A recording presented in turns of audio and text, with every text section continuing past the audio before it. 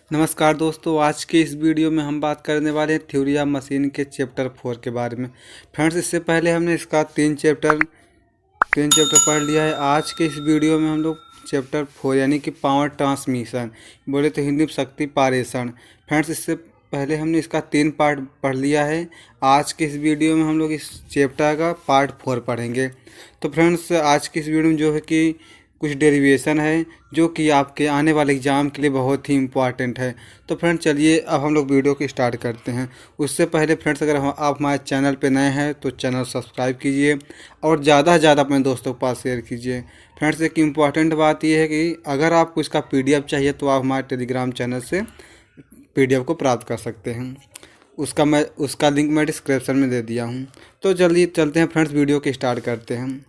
तो फ्रेंड्स, इसमें हमारा जो पहला क्वेश्चन है क्या है, गियर ड्राइव। क्या फ्रेंड्स, गियर ड्राइव। तो हम लोग देखते हैं फ्रेंड्स गियर ड्राइव क्या होता है, उसके बाद हम लोग समझते हैं कि वो कैसे वर्क करता है। तो क्या होता है फ्रेंड्स, गियर चालन में एक शाफ्ट से दूसरी शाफ्ट पर शक्ति पारित करने के लिए दोनों शाफ्टों पर कुंजी द्वारा एक एक गियर लगा दिया जाता है। गियर के सरलतम आकार में किसी वृत्ताकार प्लेट की मोटाई में परिधि पर दांते कटे रहते हैं। क्या फ्रेंड्स, अगर हम बात करें कि इजीली क्या होता है फ्रेंड्स कि गियर में क्या होता है कि 2 सॉफ्ट रहते हैं। क्या फ्रेंड्स, 2 सॉफ्ट रहते हैं, एक एक गियर लगा दिया जाता है। गियर की सरलतम आकार में किसी वृत्ताकार प्लेट की मोटाई पर परिधि के दांते कटे रहते हैं। और उसके बाद क्या होता है फ्रेंड्स, और इसके केंद्र में एक छेद लगाया जाता है। क्या फ्रेंड्स, जो सॉफ्ट होता है उसमें क्या एक छेद लगाया जाता है जिसकी सहायता से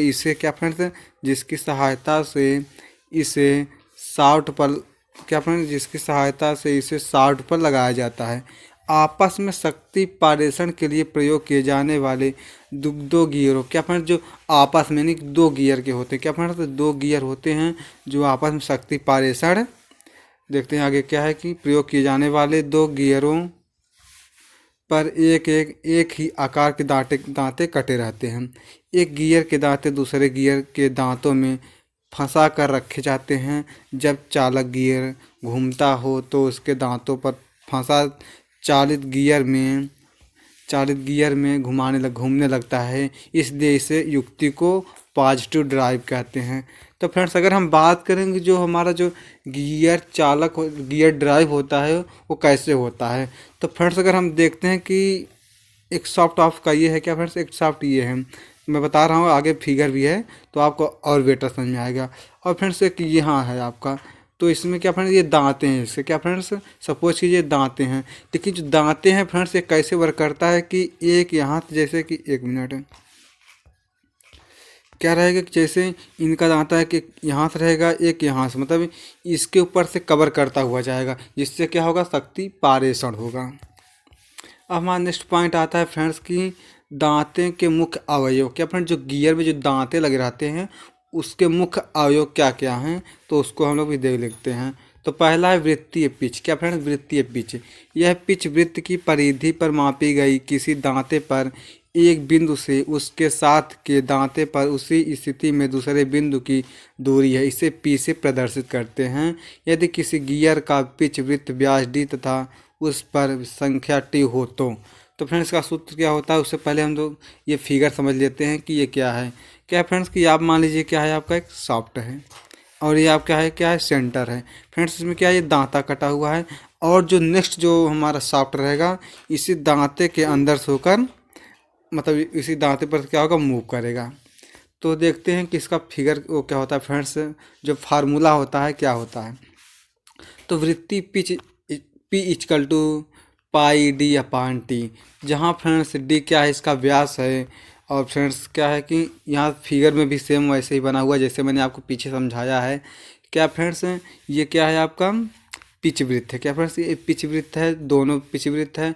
इसमें एक चालक गियर है, एक चालित गियर है। और फ्रेंड्स इसमें क्या हुआ, दांते कटे हुए हैं और देख सकते हैं आप कैसे ये मूव कर रहा है, एंटी क्लॉकवाइज और एक क्लॉकवाइज मूव कर रहा है। तो फ्रेंड्स, जैसे इनके दांते एक दूसरे के मतलब कि अंडर यानी सेक्शन क्रॉस सेक्शन में जैसे ही एंट्री करते हैं तो ये क्या, इन पे एक फोर्स लगता है जिसकी सहायता से क्या करता है, मूव करता है। हमारा जो नेक्स्ट पॉइंट है ब्यासी पिच। क्या फ्रेंड, ब्यासी पिच किसी गियर के पिच व्यास के प्रति एमएम लंबाई में दांतों की संख्या ब्यासी पिच कहते हैं। क्या फ्रेंड, जो दांतों की संख्या होती है उससे ब्यासी पिच कहते हैं। यदि किसी गियर का पिच व्यास DMM तथा दांतों की संख्या T हो तो ब्यासी पिच क्या होगा फ्रेंड्स, PD=T/D। फ्रेंड्स बहुत ही इंपॉर्टेंट है, आगे भी जो हम डेरिवेशन सॉल्व करेंगे तो अब इसका बहुत ही यूज है, तो आप इसको अच्छी तरह से याद कर लीजिए। तो हमारा पॉइंट है मॉड्यूला। क्या फ्रेंड्स, मॉड्यूला। तो फ्रेंड्स ये क्या होता है, यह प्रतिदांत, क्या फ्रेंड्स, यह प्रतिदांता पिच व्यास की लंबाई द्वारा व्यक्त किया जाता है। इस प्रकार M=D/T। क्या फ्रेंड्स, अभी हमने पीछे ही पढ़ा है कि क्या पढ़ा है कि PD=D/T। कहने का मतलब फ्रेंड्स ये है कि जहाँ D/T है वहाँ आप PD लिख सकते हैं। तो हम M=D/T या तो DT का स्थान पर आप PD लिख सकते हैं। तो क्या हो जाएगा ये 1/PD, या तो आप M बराबर ये लिखिए या तो ये लिखिए, दोनों एक ही बात है। हमारा नेक्स्ट पॉइंट है फ्रेंड्स कि अडेंडम क्या होता है। क्या फ्रेंड्स, अडेंडम फ्रेंड्स छोटे छोटे की परिभाषा है जो कि एग्जाम में संक्षिप्त रूप से पूछे जाते हैं, यानी कि जितने भी छोटे छोटे फार्मूले हैं वो सभी 4 या 5 सब एक साथ पूछे जाते हैं। तो क्या है कि पिच वृत्त, अडेंडम क्या होता है फ्रेंड्स, पिच वृत्त से दांते के ऊपरी किनारे तक की त्रिज्या दूरी अडेंडम कहलाती है। इसका मानक एक मॉड्यूला होता है। क्या होता है, A= सर्कुलर पिच अपान पाई, या तो आप इसको और कुछ लिख सकते हैं जैसे कि इस A=P/D/T को 1/PD, इसको M भी आप लिख सकते हैं। हमारा नेक्स्ट पॉइंट है क्या फ्रेंड, डिडेंडम। क्या फ्रेंड, डिडेंडम फ्रेंड्स ये क्या होता है, पिच वृत्त से दांते की जड़ तक की त्रिज्या दूरी डिडेंडम कहलाता है।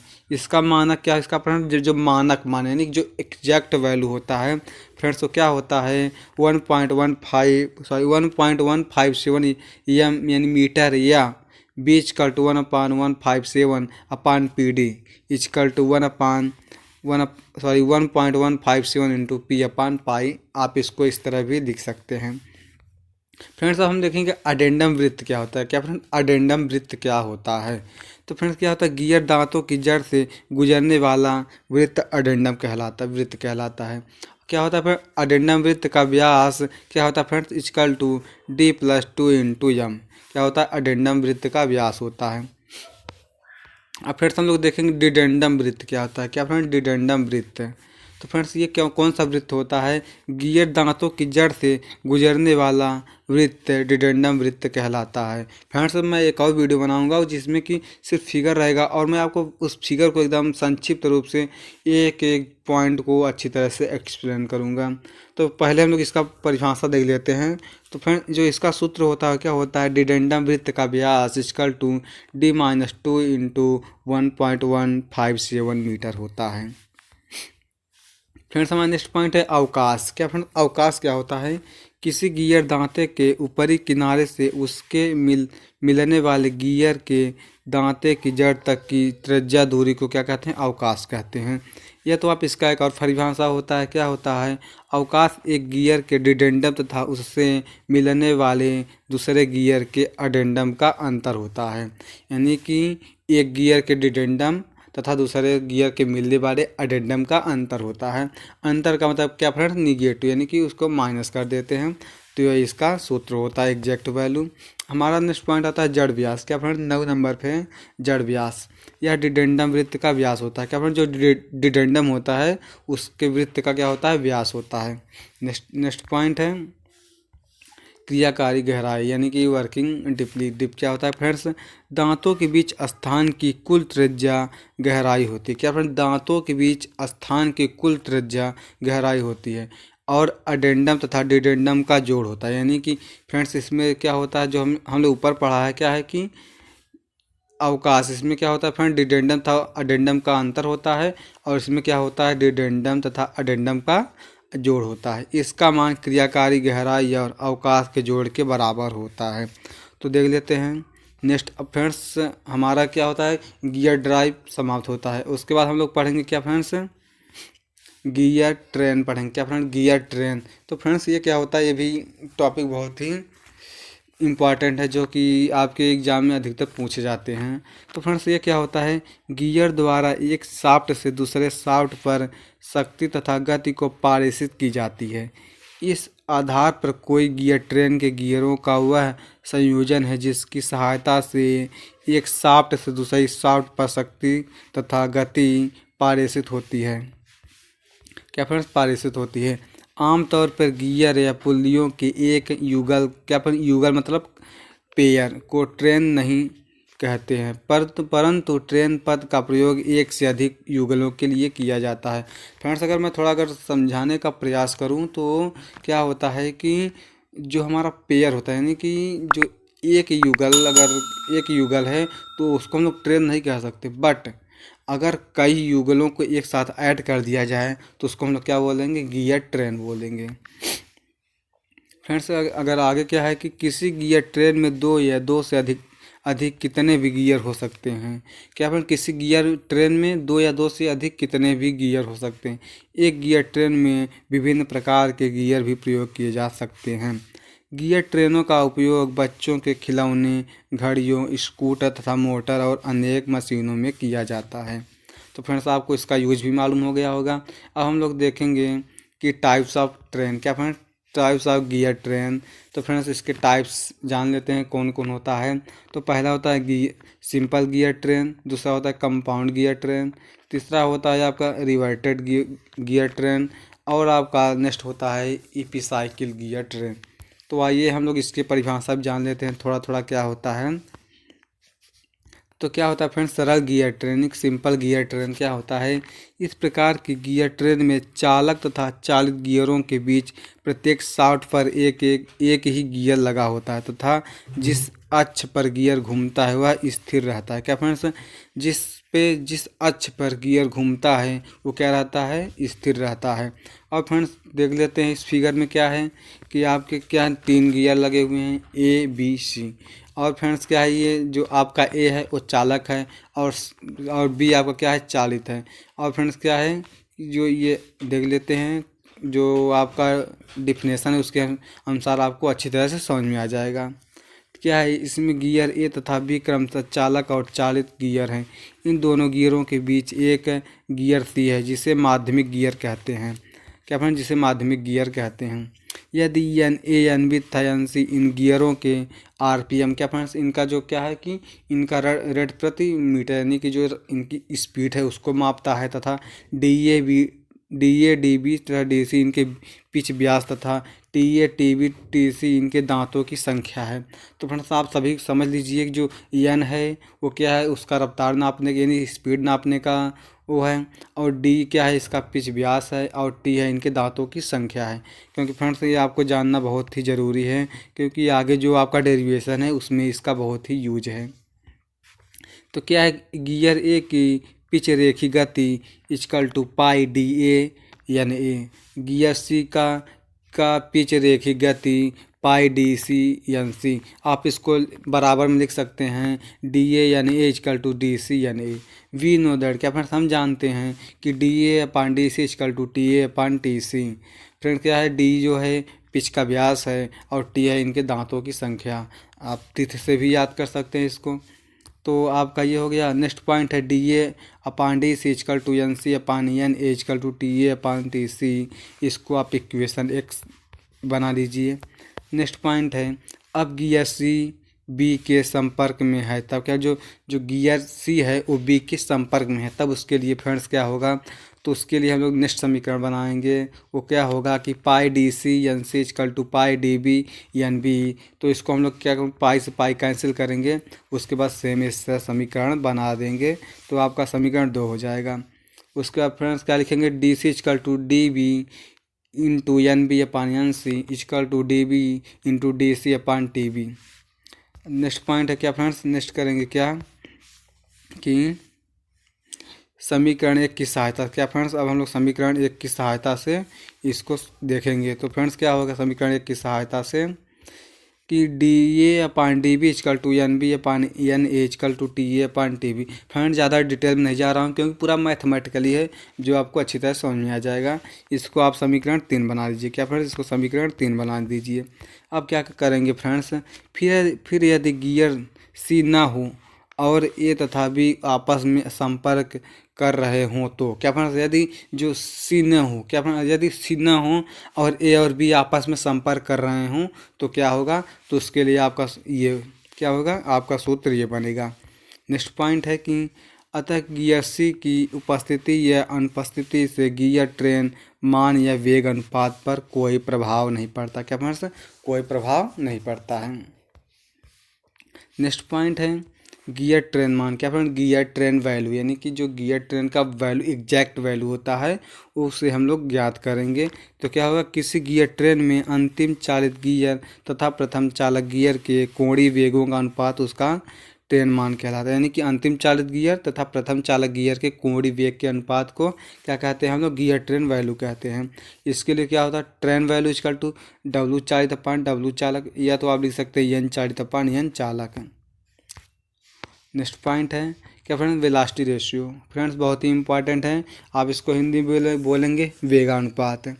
तो क्या होता है, इसी आधार पर किसी गियर ट्रेन का वेगानुपात चालक गियर तथा अंतिम चालित गियर के वेगों का अनुपात होता है।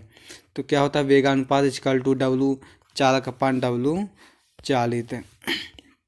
फ्रेंड्स अब हम लोग जो हमारा नेक्स्ट पॉइंट था कंपाउंड गियर ट्रेन। क्या फ्रेंड्स, कंपाउंड गियर ट्रेन। तो फ्रेंड्स इसको हम लोग पहले देख लेते हैं कि फ्रेंड्स इसमें कितने, मतलब क्या कंपाउंड मतलब कि मिश्रित, यानी कि जिसमें कई चैन लगे हुए हैं, यानी कि कई गियर ट्रेन लगा हुआ। जैसे कि यहाँ, जैसे कि आप क्या है, ए है आपका, ये बी है, ये सी है, ये डी है, ये A B C D E F. क्या फ्रेंड्स, इसमें कई गियर लगे हुए हैं। तो इस प्रकार अगर कंपाउंड, इसको क्या बोलते हैं, कंपाउंड ट्रेन बोलते हैं।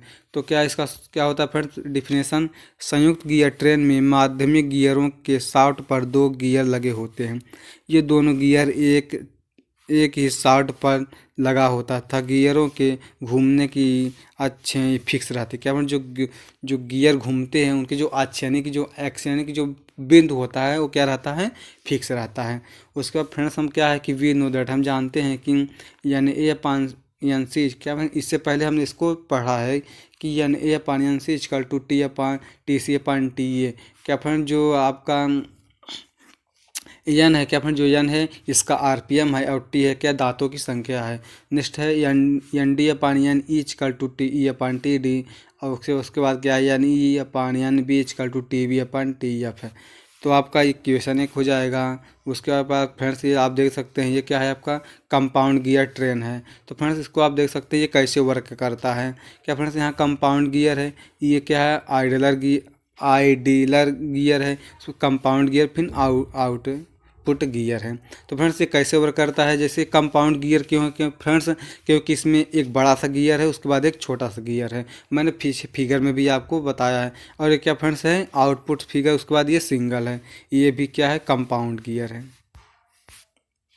नेक्स्ट पॉइंट है क्या है फ्रेंड्स, उसी के आगे की तीनों को आपस में गुणा करने। क्या फ्रेंड्स, जो तीनों क्या आपस में जब हम लोग गुणा करेंगे तो एक और इक्वेशन बनेगा। फ्रेंड्स मैं बार बार बोल नहीं रहा हूँ, आपका इक्वेशन ये बनेगा, आप मैथमेटिकली देख सकते हैं।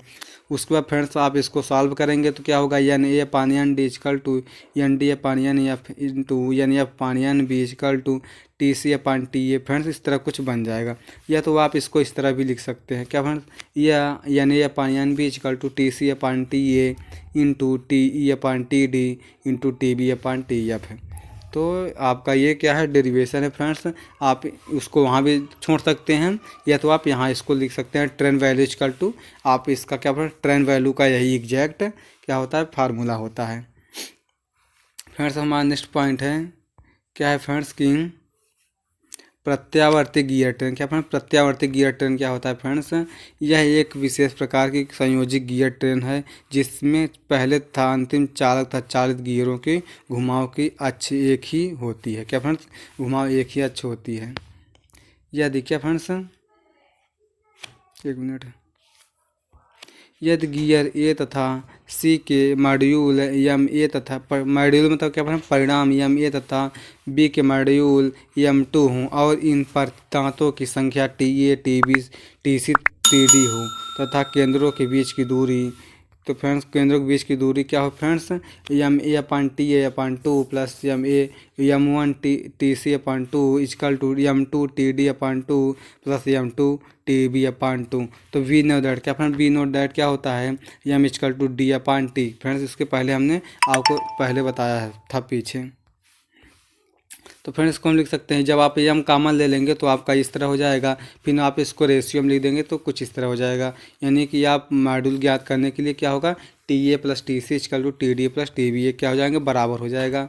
नेक्स्ट हमारा है इपिसाइकिल गियर ट्रेन। तो क्या फ्रेंड्स से होता है, यह एक ऐसी विशेष गियर माला है जो सरल व संयुक्त गियर मालाओं से भिन्न है।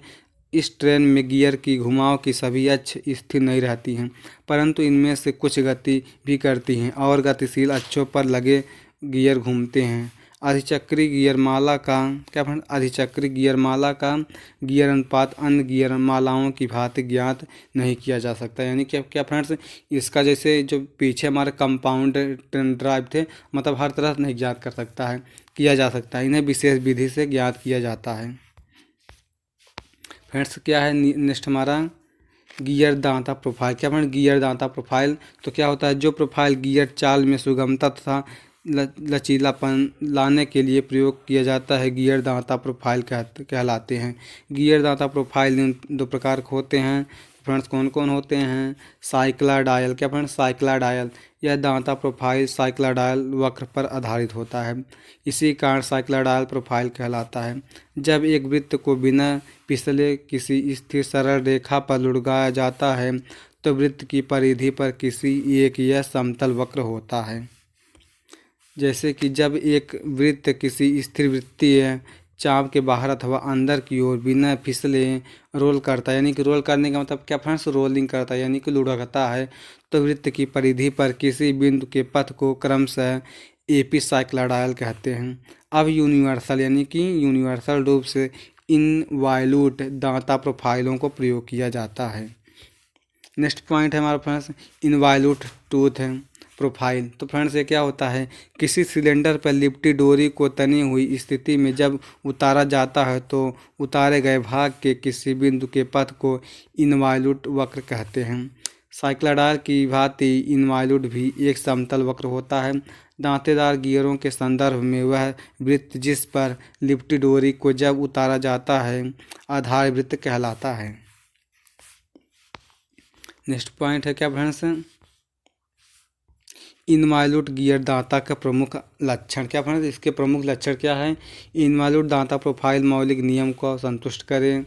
दांतों का संपर्क पथ एक सरल रेखा होता है, अतः इनवॉल्यूट गियरों के लिए दांता कोण फाई स्थिर रहता है। इसका मान समान परिस्थिति में 20 डिग्री का प्रयोग करते हैं। नेक्स्ट है कि पिनियन तथा गियर के बीच की दूरी क्या होता है फ्रेंड्स, ON/O2 = O1P + O2P। अब इसको लिख सकते हैं friends RP/cos⁵ plus Rω/cos⁵ = RP। क्या दोनों को ऐड कर देंगे तो आपका एक इक्वेशन बन जाएगा। फ्रेंड्स इसको हम लोग कैसे मतलब इसको अगर डिफिनेशन यानी कि इसका परिभाषा नहीं कि जो इसका आप अगर शब्दावली लिखना चाहते हैं तो कुछ इस तरह लिख सकते हैं। इस समीकरण में एक यह ज्ञात मतलब जो समीकरण एक से ज्ञात होता है कि गियर दांतों का परस्पर संपर्क बनाए रखने के लिए कुछ सीमा के अंदर परिवर्तन किया जा सकता है। इससे यह निष्कर्ष निकलता है कि अशुद्धि के कारण गियर केंद्रों के बीच थोड़ा चार्ज होता है, तब शक्ति पारेषण कर सकता है। नेक्स्ट पॉइंट है, यह भी सिद्ध किया जा सकता है कि इनवॉल्यूट दांतों वाली पिनियन के लिए रैंक दांत सीधी साइडों वाले होंगे। रैंक की इतनी सरल आकृति एक इनवॉल्यूट गियर पहिए के दांतों एवं इनके प्रोफाइलों के परिशुद्धि उत्पादन अथवा निर्माण की विधियों के विकास को भी सरल बना देता है। तो फ्रेंड्स आज की इस वीडियो में हम लोग इतना पढ़ेंगे। फ्रेंड्स वीडियो कैसा लगा है, अगर वीडियो आपको पसंद आया तो ज़्यादा से ज़्यादा अपने दोस्तों के पास शेयर कीजिए।